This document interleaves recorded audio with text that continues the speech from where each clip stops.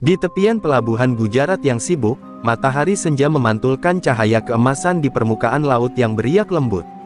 Perahu-perahu dagang dari Yaman, Persia, dan Tiongkok bersandar berdampingan, menandai betapa ramainya negeri itu sebagai pusat perdagangan dunia.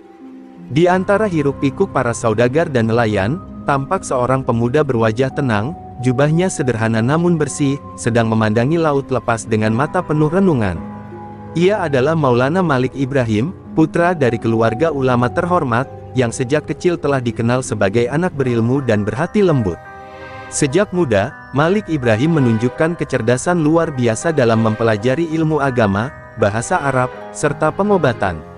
Ayahnya, seorang alim dan pendidik, menanamkan nilai bahwa ilmu sejati bukan hanya untuk diri sendiri, tetapi untuk memberi manfaat bagi sesama. Di madrasah, para guru sering menguji Malik Ibrahim dengan pertanyaan rumit tentang tafsir dan hikmah, namun ia menjawab dengan ketenangan dan kebijaksanaan yang melampaui usianya. Keilmuannya membuat banyak orang menghormati, tetapi kerendahan hatinya membuat mereka mencintai. Malam-malam di Gujarat sering dihabiskannya untuk berzikir dan merenung di tepi laut. Suara ombak menjadi sahabat sunyi yang menemaninya memikirkan luasnya ciptaan Allah. Ia merasa bahwa dirinya seperti kapal kecil di tengah samudera rahmat ilahi, harus berlayar untuk mencari makna dan menyebarkan cahaya kebenaran. Dalam keheningan itu, hatinya mulai merasakan panggilan yang aneh, sebuah bisikan lembut yang mengarah ke timur, ke negeri yang jauh dan belum mengenal cahaya Islam. Suatu malam, dalam tidurnya, Malik Ibrahim bermimpi melihat lautan luas dan di kejauhan tampak pulau hijau diselimuti kabut putih. Dari balik kabut itu muncul cahaya lembut seperti pelita yang menanti untuk dinyalakan. Ia mendengar suara menyeru, "Wahai hamba Allah, pergilah ke timur, karena di sana banyak hati yang haus akan kebenaran." Ketika terbangun, dadanya bergemuruh, bukan karena takut, tapi karena yakin bahwa mimpinya bukan sekadar bunga tidur. Ia tahu, itu adalah panggilan dakwah dari Sang Pencipta. Beberapa hari kemudian, Malik Ibrahim menemui gurunya yang dikenal sebagai Syekh Jamaluddin Al-Akbar, seorang ulama besar yang juga memiliki pandangan jauh tentang penyebaran Islam. Ia menceritakan mimpinya dengan nada bergetar. Sang guru tersenyum penuh makna dan berkata, "Anakku, dakwah tidak mengenal batas negeri. Bila hatimu telah digerakkan oleh Allah, maka berangkatlah. Bawalah Islam dengan kelembutan, bukan dengan pedang. Sebarkan dengan kasih, bukan dengan murka." Kata-kata itu meneguhkan tekad Malik Ibrahim. Dengan restu gurunya dan doa keluarganya, Malik Ibrahim mulai mempersiapkan perjalanan panjang menuju negeri timur. Ia tidak membawa pasukan, hanya kitab, obat-obatan, dan sedikit bekal. Ia lebih percaya pada kekuatan ilmu dan akhlak daripada kekuasaan duniawi. Sebelum berangkat, ia menunaikan salat panjang di tepi laut Gujarat, memohon agar Allah menjadikan langkahnya ringan dan hatinya teguh. Angin laut bertiup lembut seolah menjadi pertanda baik bagi perjalanan suci itu. Hari keberangkatan pun tiba. Kapal kayu yang akan membawanya ke timur bersiap meninggalkan pelabuhan. Para sahabat dan muridnya mengiringi dengan doa, sebagian meneteskan air mata. Malik Ibrahim menatap ke arah ufuk timur, di mana langit berwarna jingga menyatu dengan lautan biru. Dalam hatinya ia berbisik, "Ya Allah, bila Engkau ridha, jadikanlah langkah ini awal dari cahaya yang menerangi negeri-negeri yang belum mengenal nama-Mu." Ketika layar kapal mulai mengembang dan hembusan angin membawa mereka menjauh dari daratan, Malik Ibrahim berdiri di geladak, memandangi perlahan tanah kelahirannya yang kian mengecil. Ia tidak tahu apa yang menantinya di depan sana, mungkin bahaya, mungkin keajaiban, tetapi yang pasti, keyakinannya lebih besar dari rasa takutnya. Dalam dadanya hanya ada satu tekad, membawa kedamaian Islam ke tanah yang jauh, hingga cahaya dari Gujarat kelak menyinari seluruh timur. Layar kapal yang ditumpangi Maulana Malik Ibrahim terbentang luas di bawah langit biru yang tenang. Angin laut membawa aroma asin dan semilir kebebasan, seolah membisikkan bahwa jalan yang ia tempuh telah digariskan oleh takdir. Berhari-hari ia berlayar bersama rombongan saudagar dari Gujarat menuju negeri timur. Di antara mereka, Malik Ibrahim dikenal bukan hanya sebagai ulama, tetapi juga tabib yang sering menolong siapa saja tanpa pamrih. Setiap kali ombak mengguncang kapal, ia berzikir pelan, menyebut nama Allah, menenangkan hati para pelaut yang ketakutan. Perjalanan panjang itu tidak mudah. Badai besar sempat menghantam kapal di tengah Samudra Hindia. Beberapa awak kapal panik dan ingin membuang muatan ke laut, namun Malik Ibrahim menenangkan mereka. Ia berkata lembut, "Jangan takut. Allah yang menuntun arah angin, dan kepadanya pula kita kembali." Ucapannya seperti menenangkan ombak itu sendiri. Ketika fajar menyingsing, badai pun reda, seolah semesta tunduk pada ketenangan iman seorang hamba yang yakin kepada Tuhannya. Setelah berbulan-bulan menempuh lautan, kapal akhirnya berlabuh di sebuah negeri yang subur dan ramai, Champa, yang kini dikenal sebagai wilayah Vietnam Tengah. Negeri itu indah dengan sawah menghijau dan sungai-sungai berliku seperti urat kehidupan. Disinilah Malik Ibrahim memulai babak baru dalam perjalanan dakwahnya. Ia melihat masyarakat Champa hidup dalam harmoni, tetapi masih kuat memegang kepercayaan lama bercampur antara Hindu dan Buddha. Ia memahami bahwa cahaya Islam tak dapat dipaksakan, tetapi harus hadir seperti embun pagi, lembut, menyejukkan, dan memberi kehidupan. Malik Ibrahim tinggal di Champa selama beberapa tahun.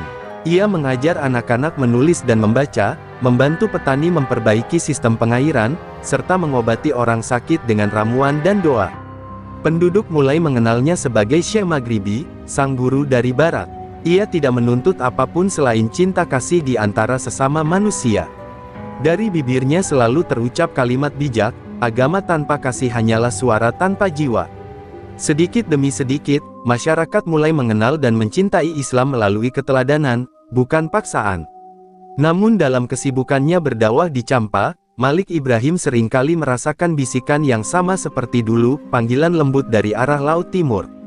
Dalam doa malamnya, ia memohon petunjuk. Pada suatu malam yang hening, ia kembali bermimpi melihat pulau hijau yang sama seperti dalam mimpinya dahulu. Kali ini, dari arah pulau itu tampak cahaya semakin terang, dan di tengahnya terdengar lantunan azan yang belum sempurna, seolah menanti penyempurnaan.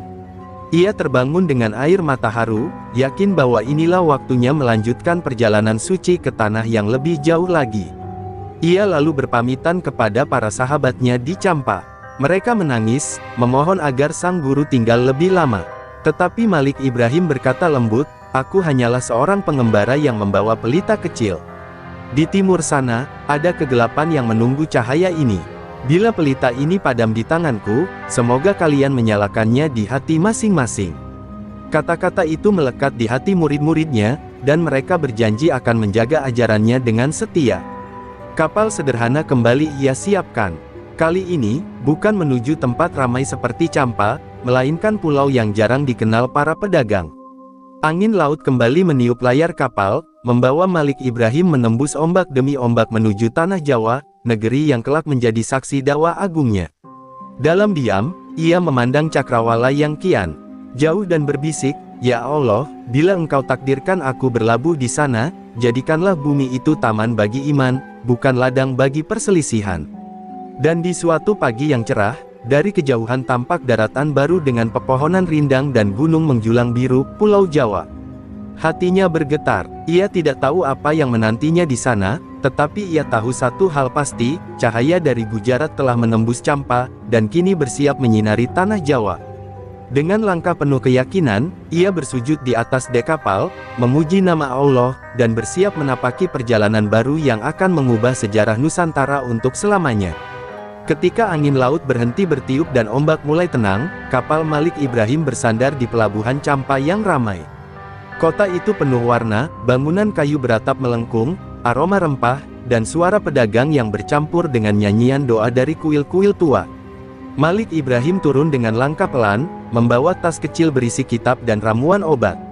Ia tidak menyebut dirinya pendakwah besar, hanya seorang pengembara dari barat yang mencari persaudaraan. Namun, tatapan matanya yang teduh dan tutur katanya yang lembut segera menarik simpati penduduk setempat. Di Champa, Malik Ibrahim tinggal di sebuah rumah kecil di tepi sungai, dekat sawah milik warga. Setiap pagi, ia membantu para petani bekerja. Ia menunjukkan cara bercocok tanam yang lebih baik, mengajarkan teknik pengairan agar panen melimpah. Penduduk heran melihat seorang ulama mau turun ke lumpur, memegang cangkul bersama mereka. Saat mereka bertanya mengapa, Malik Ibrahim menjawab, "Allah tidak membeda-bedakan tangan yang memegang pena dan tangan yang menggenggam tanah, selama keduanya bekerja karena cinta." Kata-kata itu menjadi awal dakwahnya yang lembut. Dalam waktu singkat, banyak orang datang kepadanya, bukan hanya untuk belajar agama, tetapi juga mencari pengobatan. Malik Ibrahim dikenal memiliki pengetahuan tentang ramuan dan doa penyembuh. Ia menolak bayaran apapun, hanya meminta pasiennya untuk berdoa kepada Allah dengan ikhlas. Dari perbuatan sederhana itu, orang-orang mulai mengenal ajaran tauhid, bahwa segala kesembuhan dan rahmat datang dari satu Tuhan. Tanpa harus berdebat, Islam meresap perlahan ke hati mereka, seperti air yang merembes ke tanah kering. Namun, tidak semua menyambutnya dengan senang hati. Beberapa pendeta di kuil melihat Malik Ibrahim sebagai ancaman. Mereka menuduhnya membawa ajaran baru yang akan merusak keseimbangan kepercayaan lama. Suatu malam, sekelompok orang mendatanginya dengan maksud mengusir. Malik Ibrahim tidak melawan, ia justru menundukkan kepala dan berkata lembut, "Jika keberadaanku mengganggu kalian, aku akan pergi. Tapi sebelum aku pergi, izinkan aku memohonkan doa agar tanah ini tetap diberkahi." Sikap itu membuat para penentangnya terdiam. Sejak malam itu, tidak ada lagi yang berani menyakitinya. Waktu berjalan, dan Champa perlahan berubah. Masyarakat mulai saling menghormati, tidak lagi terpecah karena keyakinan.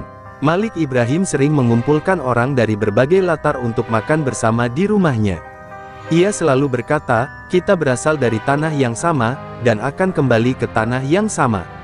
Mengapa harus saling menjauh?" Kalimat itu menjadi jembatan antara kepercayaan lama dan ajaran Islam yang penuh kasih.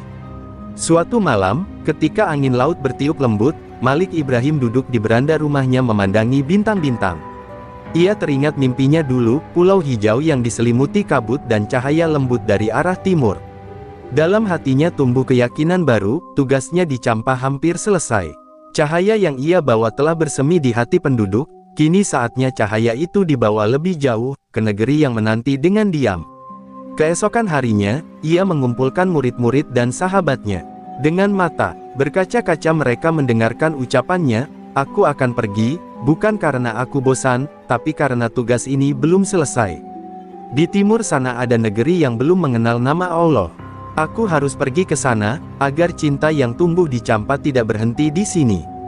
Murid-muridnya menangis, namun Malik Ibrahim menenangkan mereka dengan senyum.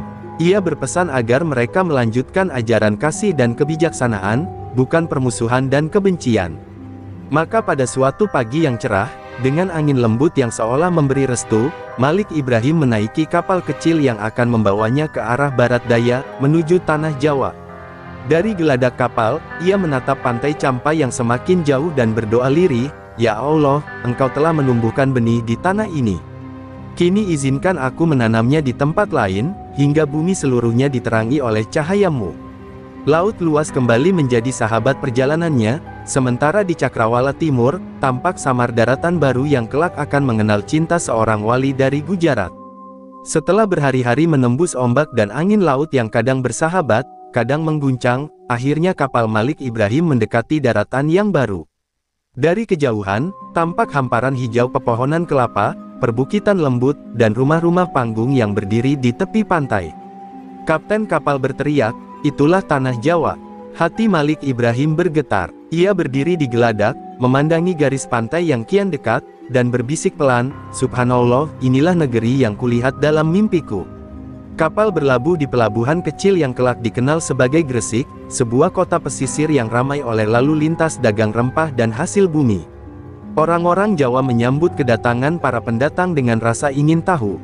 Mereka melihat seorang lelaki asing berkulit cerah, berjanggut rapi, mengenakan jubah putih dan sorban sederhana.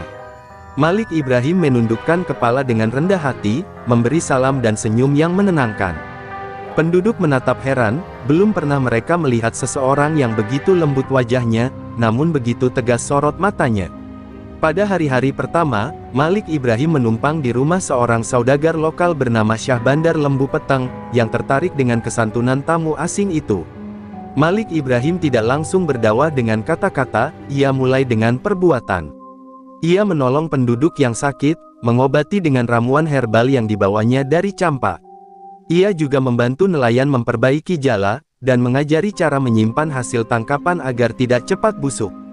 Sikap rendah hati itu membuat penduduk mulai menyebutnya kakek Maghribi, orang bijak dari barat. Namun tak semua menerima kehadirannya dengan tangan terbuka. Sebagian tokoh adat mencurigainya. Mereka khawatir ajaran baru akan mengusik kepercayaan lama yang telah berakar. Suatu hari, seorang kepala kampung menegurnya, "Orang asing, jangan kau ajarkan agama baru di sini. Kami sudah punya dewa-dewa kami sendiri." Malik Ibrahim menjawab dengan tenang, "Aku tidak datang membawa perpecahan, aku hanya ingin menolong sesama. Bila engkau melihat kebaikan dalam perbuatanku, maka ambillah. Bila tidak, biarkanlah aku tetap berbuat baik tanpa gangguan." Jawaban itu membuat kepala kampung terdiam. Setiap malam, Malik Ibrahim mengajarkan anak-anak membaca huruf Arab di serambi rumahnya. Ia tidak menyebutnya pelajaran agama, hanya ilmu mengenal huruf langit. Anak-anak tertawa, belajar dengan gembira, tanpa sadar mereka sedang mengenal ayat-ayat Al-Quran. Dari mereka, kabar tentang orang baik dari seberang mulai menyebar ke desa-desa lain. Beberapa orang datang sekadar untuk mendengar nasihatnya, yang selalu sederhana namun menenangkan, kebaikan adalah cahaya. Siapa yang menyalakannya, akan menerangi dirinya dan orang lain. Waktu berlalu, dan Malik Ibrahim semakin dikenal di Gresik. Ia membeli sebidang tanah kecil, menanam pohon kurma yang tumbuh subur di bawah tangannya, sesuatu yang membuat orang Jawa kagum. Ia juga mendirikan surau kecil dari kayu, tempat orang-orang berkumpul untuk belajar dan berdoa. Surau itu menjadi pusat ilmu dan tempat bernaung bagi siapa saja tanpa memandang asal dan keyakinan. Dari tempat kecil itu, benih Islam mulai tumbuh perlahan di tanah Jawa. Suatu hari, seorang ibu miskin datang menangis membawa anaknya yang sakit parah. Malik Ibrahim menenangkannya, meracik ramuan, dan berdoa dengan khusyuk.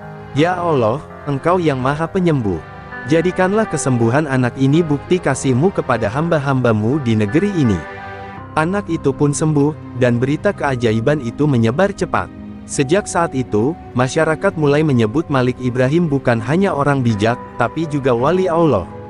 Di tengah kesibukannya membantu masyarakat, Malik Ibrahim tak pernah melupakan tujuannya. Dalam sujud-sujud panjangnya setiap malam, ia selalu berdoa agar Allah memantapkan langkahnya di bumi Jawa ini. "Ya Rab," bisiknya lirih, "aku hanya membawa seberkas cahaya kecil dari Gujarat. Bila Engkau kehendaki, jadikanlah cahaya ini obor besar yang menerangi negeri ini untuk generasi setelahku." Dan di bawah langit Gresik yang bertabur bintang, doa itu perlahan menjadi kenyataan.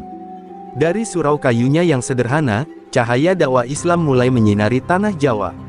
Hari-hari Malik Ibrahim di Gresik kini penuh dengan kegiatan mengajar, menolong, dan membimbing masyarakat. Namun, semakin banyak orang mengenalnya, semakin besar pula ujian yang datang. Ia mulai berhadapan dengan tantangan sesungguhnya, bagaimana menanamkan nilai Islam di tengah masyarakat yang telah lama hidup dengan adat, ritual, dan kepercayaan yang sangat kuat. Malik Ibrahim tidak menolak budaya Jawa, melainkan mempelajarinya dengan hati terbuka. Ia percaya, untuk menanamkan iman, seseorang harus terlebih dahulu memahami tanah tempat benih itu akan tumbuh. Di tengah masyarakat Jawa, upacara dan sesaji adalah bagian penting kehidupan. Mereka menghormati roh leluhur dan memohon restu pada dewa-dewa agar panen melimpah atau laut tenang. Malik Ibrahim tidak serta-merta melarang. Ia datang ke setiap pertemuan desa, mendengarkan dengan sabar, lalu berbicara lembut, "Segala doa yang kita panjatkan akan lebih kuat bila ditujukan hanya kepada satu Tuhan, Sang Pencipta semua roh dan alam." Ia tidak mencela, tetapi mengalihkan arah doa mereka. Dari situlah perlahan muncul pemahaman baru, bahwa menyembah Allah tidak berarti menolak leluhur, tetapi menghormatinya dengan cara yang benar. Ia juga mengajarkan konsep tauhid melalui perumpamaan yang mudah dipahami masyarakat. Ketika ditanya tentang Tuhan yang satu, ia berkata, "Lihatlah matahari. Cahayanya memancar ke seluruh penjuru, tetapi sumbernya hanya satu. Begitu pula Tuhan, satu tetapi menerangi semua." Ucapan itu menyentuh hati banyak orang. Pendekatan simbolik yang halus membuat masyarakat merasa ajaran Islam tidak asing, melainkan sejalan dengan kearifan mereka sendiri. Perlahan, ajaran Malik Ibrahim mulai diterima, terutama oleh para petani dan nelayan. Ia sering ikut turun ke sawah, berbincang sambil bekerja, menyelipkan nasihat tentang syukur dan kejujuran. Tanah akan subur bila diolah dengan ikhlas, seperti hati yang akan damai bila diisi dengan zikir, katanya. Orang-orang mulai memanggilnya Kiai Gresik, tanda bahwa ia bukan lagi pendatang asing, tetapi bagian dari mereka. Dakwahnya menyebar tanpa suara keras, hanya dengan keteladanan yang konsisten. Namun, di balik keberhasilan itu, ada pihak-pihak yang merasa terancam. Para pemimpin adat dan bangsawan yang kehilangan pengaruh mulai memandang Malik Ibrahim dengan curiga. Mereka menuduhnya sebagai penyebar ajaran baru, yang bisa memecah masyarakat. Suatu malam, seorang prajurit datang membawa pesan dari penguasa setempat, memintanya berhenti mengajar. Malik Ibrahim menerima dengan tenang, lalu menjawab, "Bila ajaranku membuat orang menjadi jujur, penyayang, dan saling menolong, apakah itu sebuah ancaman?" Sang prajurit terdiam, lalu menunduk, tak sanggup menatap mata sang wali. Sebagai balasan terhadap tekanan itu, Malik Ibrahim justru memperluas pendekatannya. Ia mulai mendirikan langgar kecil di beberapa desa, tempat orang belajar mengaji dan berdiskusi tentang kehidupan. Ia tidak pernah memaksa siapapun untuk masuk Islam, yang datang ia sambut dengan kasih, yang pergi ia doakan. Bahkan para penganut kepercayaan lama pun sering datang kepadanya untuk meminta nasihat. Mereka menemukan ketenangan dalam tutur katanya yang selalu menyejukkan. Di tengah kesibukannya, Malik Ibrahim tak pernah melupakan pendidikan anak-anak. Ia mendirikan madrasah sederhana di dekat surau, tempat para murid belajar menulis, berhitung, dan mengenal Al-Quran. Ia selalu berkata, ilmu adalah pelita. Jika kita menyalakannya sejak kecil, maka malam kehidupan tak akan pernah benar-benar gelap. Anak-anak itu kelak menjadi generasi awal penyebar Islam di berbagai wilayah pesisir Jawa. Dari tangan-tangan kecil itu, ajaran sang guru terus menembus waktu. Dan ketika malam tiba, di antara gemericik ombak Gresik yang memeluk pantai, Malik Ibrahim berdiri menghadap langit, bersyukur atas setiap langkah yang telah Allah tetapkan. Ia tahu perjuangannya masih panjang. Dalam doa sunyinya, ia memohon agar hatinya tetap lembut dan lisannya selalu membawa kedamaian. "Ya Allah," bisiknya, "aku tidak mencari kemuliaan di dunia ini. Cukuplah Engkau yang menjadi saksi bahwa aku telah menyalakan cahaya-Mu di tanah ini." Dari sinilah, cahaya dakwah itu semakin terang, menerangi hati masyarakat Jawa yang perlahan mengenal kasih ilahi melalui keteladanan seorang wali dari Gujarat. Malam di Gresik terasa sunyi. Hanya suara jangkrik dan desir angin laut yang terdengar di antara pepohonan kelapa. Di dalam surau kecilnya yang sederhana, Malik Ibrahim duduk bersila menghadap timur. Lampu minyak menyala redup, menerangi wajahnya yang semakin menua, namun matanya masih memancarkan ketenangan yang sama seperti saat pertama kali ia datang ke Jawa. Di luar, masyarakat mulai banyak yang mengenal Islam, namun bayangan gelap ujian juga mulai menyelimuti dakwahnya. Semakin terang cahaya, semakin kuat pula bayangannya. Semakin banyak orang memeluk Islam, semakin besar pula rasa curiga dari kaum bangsawan dan sebagian pemuka adat. Mereka khawatir ajaran Malik Ibrahim akan menghapus pengaruh dan tradisi yang selama ini mereka kuasai. Bisikan-bisikan iri dan fitnah pun mulai tersebar di antara rakyat. Dikatakan bahwa orang Maghribi itu membawa sihir dari negeri jauh, bahwa doa-doanya bisa memikat hati orang dan membuat mereka lupa pada leluhur. Fitnah itu membuat sebagian masyarakat ragu dan takut mendekat. Namun Malik Ibrahim tidak marah, ia hanya tersenyum dan berkata kepada murid-muridnya, "Jangan kalian balas gelap dengan gelap, karena hanya cahaya yang mampu mengusirnya." Sebagai jawaban atas fitnah, Malik Ibrahim justru meningkatkan pelayanan kepada masyarakat. Ia membuka tempat pengobatan bagi siapapun tanpa membedakan keyakinan. Petani yang gagal panen dibantunya dengan bibit dan nasihat sabar, nelayan yang kehilangan perahu diberinya semangat dan doa. Ia mengajarkan makna ikhlas dan tawakal bukan melalui ceramah, melainkan lewat tindakan nyata. Perlahan, orang-orang kembali percaya. Mereka mulai melihat bahwa ajaran Malik Ibrahim bukan ancaman, tetapi berkah. Namun, ujian datang dari arah yang lain. Musim kemarau panjang melanda pesisir Gresik. Tanah mengering, hasil panen gagal, dan air sungai mulai surut. Banyak yang putus asa dan kembali melakukan ritual lama memohon hujan pada arwah leluhur. Malik Ibrahim tidak melarang, tetapi ia mengajak masyarakat berkumpul di lapangan dan mengajak mereka berdoa bersama kepada Allah. "Langit tidak memberi hujan karena amarah, tapi karena Allah ingin kita belajar bersyukur," ujarnya lembut. Hari itu, seluruh penduduk berdoa bersama, dan beberapa hari kemudian, hujan turun deras membasahi tanah yang retak. Sejak saat itu, keyakinan masyarakat terhadap ajaran Islam semakin kuat. Di sela-sela dakwahnya, Malik Ibrahim sering memberikan nasihat kepada murid-muridnya yang kini semakin banyak. Di antara mereka ada pemuda-pemuda cerdas yang kelak dikenal sebagai penyebar Islam generasi berikutnya. Ia berkata kepada mereka, jangan berdakwah dengan amarah, karena amarah hanya melahirkan dinding.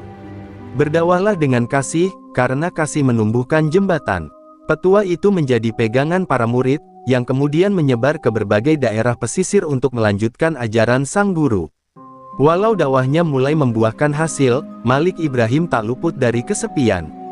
Di malam hari, ia sering termenung memandang laut, mengingat tanah kelahirannya di Gujarat dan negeri Campa yang dulu ia tinggalkan. Ia tidak menyesal, tetapi rindu akan wajah-wajah sahabat lamanya. Dalam keheningan itu, ia selalu menemukan kedamaian dalam doa. Ya Allah, bisiknya, Engkau telah menjauhkan aku dari rumah, tetapi Kau berikan aku keluarga baru di negeri ini. Jadikan mereka umat yang mencintaimu, bukan karena aku, melainkan karena Engkau semata. Seiring waktu, masyarakat Gresik tumbuh menjadi komunitas yang damai dan religius. Surau-surau baru berdiri, ajaran Islam mulai dipahami, dan kehidupan sosial membaik. Namun Malik Ibrahim tidak berpuas diri. Ia tahu tugasnya belum selesai, karena masih banyak daerah di Jawa yang belum mengenal Islam. Ia pun mulai menyiapkan murid-murid terbaiknya untuk berdakwah ke daerah lain, Tuban, Surabaya, dan Ampel. Dari surau kecil di tepi laut itu, benih Wali Songo mulai tumbuh, cahaya-cahaya kecil yang kelak menerangi seluruh pulau Jawa. Suatu malam, ketika bulan purnama menggantung tinggi di langit, Malik Ibrahim keluar dari suraunya dan memandangi laut lepas. Ia tersenyum tenang. Gelap telah datang, gumamnya pelan, tapi lihatlah, bintang-bintang itu tidak padam. Ia tahu, selama masih ada hati yang beriman dan jiwa yang berjuang dengan kasih, cahaya itu akan terus bersinar, bahkan di tengah gelap sekalipun. Pagi di Gresik terasa sejuk. Kabut tipis masih menggantung di antara pepohonan kelapa ketika suara anak-anak mengaji terdengar dari surau kecil Malik Ibrahim. Suara mereka serempak, jernih, dan penuh semangat. Di serambi surau, Malik Ibrahim duduk bersila sambil tersenyum, memperhatikan murid-muridnya yang kini semakin banyak. Ia menyadari, dakwah bukan hanya soal menyampaikan ajaran, tetapi juga menyiapkan generasi penerus yang akan menjaga cahaya itu setelah dirinya tiada. Dalam diam, ia berdoa agar ilmu yang ia tanamkan menjadi akar kuat bagi masa depan Islam di tanah Jawa. Dari murid-muridnya, mulai tumbuh para pemuda cerdas dan berakhlak mulia. Ada yang pandai berdagang, ada yang ahli ilmu agama, dan ada pula yang memiliki kemampuan berdakwah dengan tutur yang lembut. Malik Ibrahim membimbing mereka bukan hanya dengan kata-kata, tetapi dengan teladan. Ia mengajarkan bagaimana menghadapi masyarakat dengan kasih, bagaimana menyesuaikan ajaran Islam dengan budaya tanpa menghapus kearifan lokal. Jadilah seperti air, pesannya, yang menyesuaikan bentuk wadahnya, namun tetap murni dalam hakikat. Kata-kata itu melekat kuat di hati para muridnya. Beberapa murid mulai berani keluar dari Gresik untuk menyebarkan ajaran. Ada yang menuju Tuban, ada yang ke Ampel, dan ada pula yang menyeberang ke wilayah pesisir utara Jawa lainnya. Mereka membawa ajaran Malik Ibrahim, dakwah dengan kesabaran, tidak menentang adat secara keras, melainkan menuntunnya perlahan menuju tauhid. Di setiap tempat yang mereka singgahi, nama sang guru selalu disebut dengan hormat, Syekh Maulana Malik Ibrahim, sang pembawa cahaya dari barat. Dengan cara ini, benih dakwah mulai menyebar ke penjuru Jawa. Suatu hari, Malik Ibrahim menerima kedatangan seorang tamu istimewa, seorang ulama dari luar Jawa bernama Syekh Jumadil Kubro, yang juga tengah menyebarkan Islam di Kepulauan Nusantara. Pertemuan mereka berlangsung hangat. Dua tokoh besar itu berbicara lama tentang dakwah, kesabaran, dan rencana membentuk jaringan ulama yang terorganisir agar Islam dapat tumbuh dengan terarah di Nusantara. Dari percakapan itu lahirlah gagasan besar, sebuah persaudaraan dakwah yang kelak dikenal sebagai Wali Songo, 9 wali yang akan menjadi tonggak penyebaran Islam di tanah Jawa. Pertemuan itu menjadi titik balik. Malik Ibrahim mulai mempersiapkan murid-muridnya agar kelak mampu berdiri sejajar dengan para wali lainnya. Ia mengajarkan bukan hanya ilmu agama, tetapi juga cara membangun masyarakat, mengatur pasar dengan jujur, membantu rakyat miskin, dan menyebarkan ilmu tanpa pamrih. Islam bukan hanya ibadah, katanya, tetapi jalan hidup yang memuliakan manusia. Dengan cara itu, ia menanamkan nilai Islam yang membumi dan mudah diterima oleh hati rakyat. Dalam masa itu pula, muncul beberapa tokoh muda yang kelak dikenal luas, di antaranya Raden Rahmat, yang kelak menjadi Sunan Ampel, dan beberapa santri lainnya yang akan membentuk mata rantai suci dakwah Wali Songo. Malik Ibrahim memandang mereka dengan penuh harap, seperti seorang ayah yang menatap anak-anaknya bersiap menghadapi dunia. Ia tahu, perjuangan besar baru saja dimulai, dan cahaya itu tidak boleh padam ketika dirinya tiada.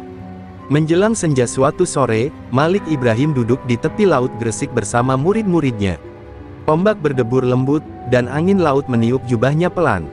Ia berkata dengan suara tenang, "Kelak setelah aku tiada, jangan kalian bersedih. Aku hanyalah satu lentera kecil, tapi kalian adalah bintang-bintang yang akan menyinari malam panjang di tanah ini." Murid-muridnya menunduk, menahan air mata. Mereka mengerti, sang guru sedang mempersiapkan mereka untuk masa depan dakwah yang lebih besar.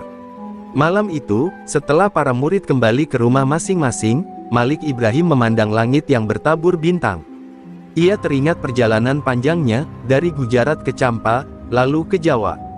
Segalanya kini tampak jelas di hatinya, inilah takdir yang Allah gariskan. Cahaya yang dulu kecil kini telah membesar, menyebar melalui murid-muridnya, siap menerangi seluruh Nusantara. Dengan hati yang tenang, ia menutup mata sejenak, berbisik lembut, "Ya Allah, bila waktuku tiba, biarlah mereka melanjutkan cahaya ini. Jadikanlah mereka penuntun umat, bukan penguasa atasnya." Angin sore berhembus lembut menyapu halaman surau di Gresik. Daun-daun kelapa bergoyang perlahan, memantulkan cahaya matahari yang mulai condong ke barat. Di serambi surau, Malik Ibrahim duduk bersandar pada tiang kayu, menatap murid-muridnya yang sedang mengajar anak-anak kecil mengaji.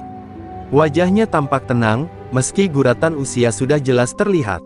Setiap napas yang dihembuskannya terasa membawa kedamaian. Ia tahu, masa hidupnya di dunia sudah tidak lama lagi, namun ia tidak merasa takut. Justru ada kelegaan dalam hatinya, karena benih yang ia tanam kini telah tumbuh subur di bumi Jawa. Hari-hari Malik Ibrahim kini lebih banyak diisi dengan memberi nasihat dan mengajarkan makna keikhlasan kepada para muridnya. "Jangan pernah merasa bahwa kalian pemilik kebenaran," katanya dengan suara lembut. "Kebenaran itu milik Allah. Kita hanya dititipi tugas untuk menyampaikan dengan kasih dan sabar." Murid-muridnya mendengarkan dengan penuh takzim, menyadari bahwa setiap kalimat sang guru kini terasa seperti pesan terakhir. Di sela-sela pengajaran, Malik Ibrahim juga sering tersenyum memandangi laut, seolah berbicara pada masa lalunya yang jauh, pada tanah Gujarat, pada negeri Champa, dan pada semua tempat yang pernah menjadi saksi langkahnya.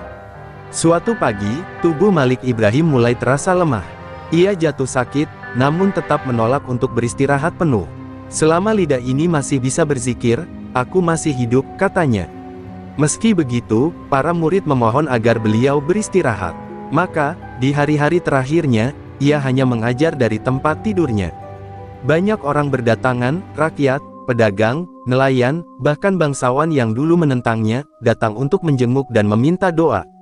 Suasana di sekitar surau itu penuh haru. Setiap orang merasa akan kehilangan sosok yang selama ini menjadi penuntun hidup mereka. Pada suatu malam yang hening, Malik Ibrahim memanggil beberapa murid terdekatnya, termasuk Raden Rahmat yang kelak dikenal sebagai Sunan Ampel. Dengan suara pelan namun tegas, ia berkata, "Waktu hidupku sudah hampir selesai. Tapi perjuangan kalian baru dimulai. Jangan pernah takut berjalan dalam gelap, selama kalian membawa cahaya iman."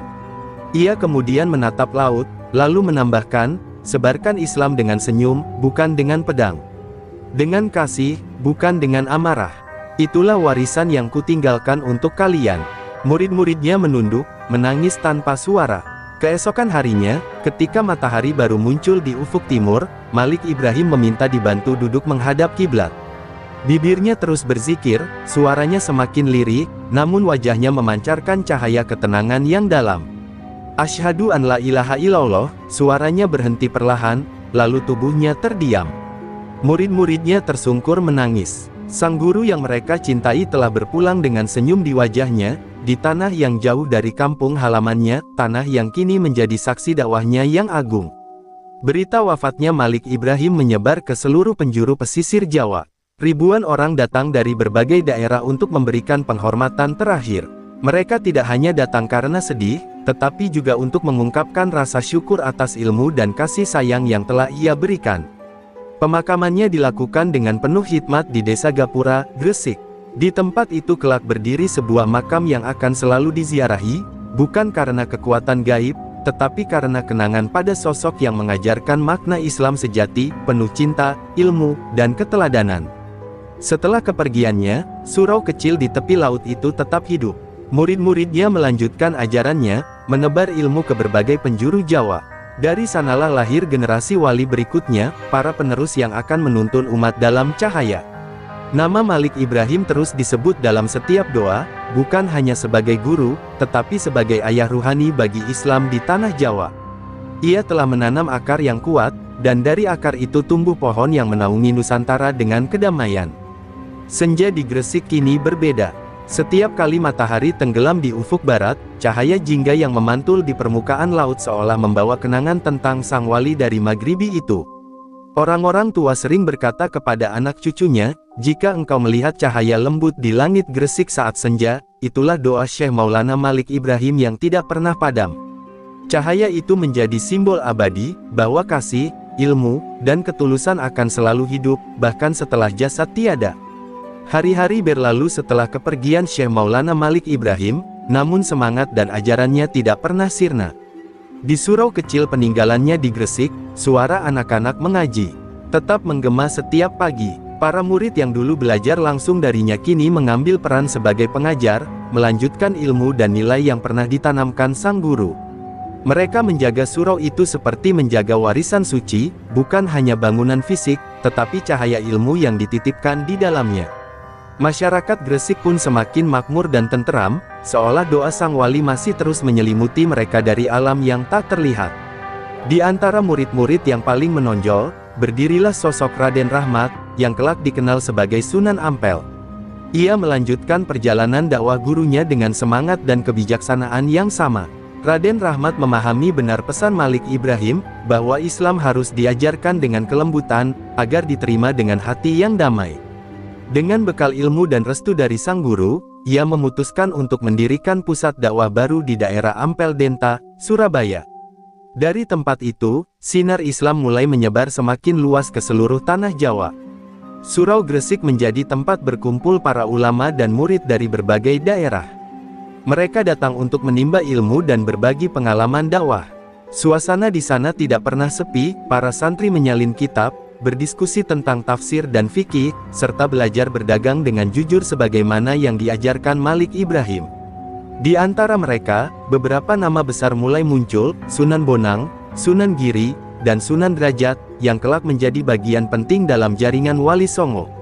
Semua mengakui bahwa akar dakwah mereka berasal dari satu sumber, ajaran sang wali dari Maghribi, Syekh Malik Ibrahim. Raden Rahmat sering mengingat kenangan bersama gurunya. Dalam setiap majelisnya, ia selalu menyebut nama Malik Ibrahim dengan penuh hormat. Beliau bukan hanya mengajarkan ilmu, tetapi juga mengajarkan makna menjadi manusia, katanya kepada para murid. Ia juga meniru cara dakwah gurunya, tidak memaksa, tidak menghina adat lama, tetapi menuntun masyarakat agar mengenal Islam melalui kasih dan keteladanan. Karena itulah, banyak bangsawan Majapahit yang akhirnya tertarik pada ajaran Islam, termasuk keturunan kerajaan yang kelak turut berperan dalam penyebaran agama ini. Sementara itu, makam Malik Ibrahim di Gapura, Gresik, menjadi tempat ziarah dan sumber inspirasi. Bukan untuk meminta berkah, tetapi untuk mengenang jasa seorang penyebar agama yang membawa kedamaian. Setiap orang yang datang ke sana merasa seolah sedang duduk di hadapan seorang guru yang menasihati dengan lembut. Doa-doa mereka terucap dengan hikmat, bukan karena takut, tetapi karena cinta. Dari makam itu pula muncul banyak kisah tentang keajaiban, bukan dalam bentuk kesaktian, tetapi dalam bentuk hidayah, orang-orang yang kembali pada kebaikan setelah berziarah dan merenungi ajarannya. Seiring waktu, pengaruh Malik Ibrahim semakin terasa di seluruh Jawa. Ajarannya membentuk fondasi bagi penyebaran Islam yang berkarakter damai dan berakhlak luhur. Para wali berikutnya membangun pesantren, mendirikan masjid, dan membina masyarakat dengan cara yang serupa. Dalam setiap langkah mereka, selalu terpatri semangat sang guru, sebarkan cahaya tanpa memadamkan yang lain. Kalimat itu menjadi pegangan spiritual bagi para wali, menjadikan Islam tumbuh tanpa konflik, melainkan menyatu dengan budaya dan tradisi Nusantara. Kisah hidup Malik Ibrahim juga menjadi inspirasi bagi banyak ulama muda dari luar Jawa. Mereka datang ke Gresik, menelusuri jejaknya, dan membawa pulang semangat dakwahnya ke daerah masing-masing, dari Kalimantan hingga Maluku. Dari satu surau kecil di tepi laut, ajarannya telah melahirkan gelombang besar perubahan spiritual di seluruh Nusantara. Benih yang dulu ia tanam dengan air mata dan doa kini tumbuh menjadi pohon raksasa yang menaungi generasi demi generasi. Dan pada suatu malam yang tenang, Raden Rahmat berdiri di tepi laut, di tempat yang dulu sering menjadi tempat Malik Ibrahim merenung. Angin laut berhembus membawa aroma asin dan kenangan masa lalu. Ia menatap ke langit dan berbisik, "Guru, cahaya yang kau nyalakan tidak pernah padam. Kami hanya menjaganya, agar tetap menerangi malam panjang negeri ini." Laut bergemuruh lembut, seakan menjawab doanya. Maka berlanjutlah warisan suci itu, dari satu hati ke hati lainnya, dari satu generasi ke generasi berikutnya, tanpa pernah padam oleh waktu. Waktu terus berjalan, berganti abad, namun nama Syekh Maulana Malik Ibrahim tidak pernah hilang dari ingatan umat. Surau kecil yang dahulu menjadi pusat dakwahnya kini telah berkembang menjadi kota religius yang ramai. Gresik, salah satu titik awal peradaban Islam di Jawa. Di antara hiruk-pikuk kehidupan modern, makam beliau tetap berdiri tenang, dikelilingi doa dan zikir yang tak pernah berhenti. Orang datang dari berbagai penjuru Nusantara, bukan sekadar berziarah, tetapi menimba hikmah dari kisah hidup seorang wali yang mengajarkan Islam dengan kelembutan dan kasih sayang. Ajaran Malik Ibrahim tetap mengalir dalam darah dakwah para penerusnya. Dari Raden Rahmat di Ampel, hingga Sunan Giri di Giri Kedaton, dan Sunan Derajat di Lamongan, semuanya menanamkan nilai yang sama, bahwa Islam bukan sekadar agama, melainkan jalan hidup yang menuntun manusia pada kebaikan. Warisan itu terus hidup, tidak hanya dalam bentuk masjid dan pesantren, tetapi juga dalam budaya, seni, dan perilaku masyarakat Jawa yang ramah dan penuh toleransi. Di setiap sudut Nusantara, kita masih menemukan gema ajarannya dalam salam, senyum, dan gotong royong. Masyarakat Gresik mengenang Malik Ibrahim bukan sebagai sosok luar biasa karena mukjizat, tetapi karena kemanusiaannya. Ia datang dari jauh, meninggalkan tanah kelahiran, dan mengabdikan seluruh hidupnya untuk membangun umat tanpa pamrih. Nilai keikhlasan itu menjadi teladan yang abadi. Setiap tahun, pada saat Hail, peringatan wafatnya, ribuan orang berkumpul di Gresik. Mereka membaca doa, mengaji, dan mendengarkan kisah perjuangan sang wali, seolah ingin menghidupkan kembali semangat yang pernah menyala di surau kecil di tepi laut itu. Namun warisan terbesar Malik Ibrahim tidak terletak pada bangunan atau peringatan, melainkan pada jiwa dakwah yang hidup di hati umat Islam Indonesia. Ia mengajarkan bahwa kekuatan sejati bukan terletak pada kekuasaan, melainkan pada kesabaran dan kasih.